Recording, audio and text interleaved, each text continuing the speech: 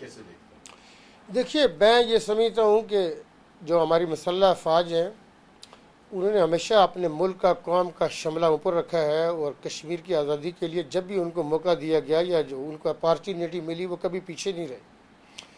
आप जनरल अयूब खान के दौर का ऑपरेशन देख लीजिए, जबराल्टर के नाम से मशहूर था, या आप 98 या 99 का जो ये एक ऑपरेशन हुआ था कारगिल के नाम से।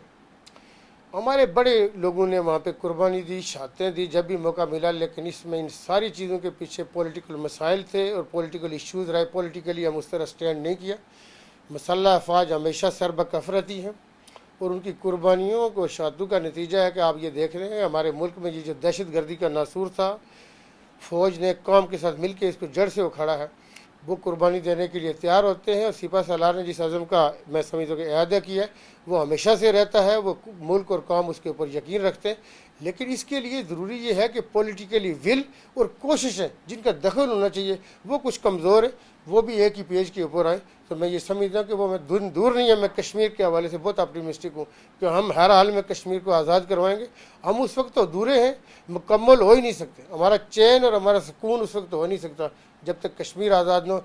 कश्मीर की आज़ादी के लिए मैं हर हद पे जाने को तैयार हूँ, और तमाम कौम मेरा ख्याल है कि इसी के ऊपर यकीन रखती है, ईमान रखती है, इसी आस के ऊपर कश्मीरी तक मिले पाकिस्तान की जंग लड़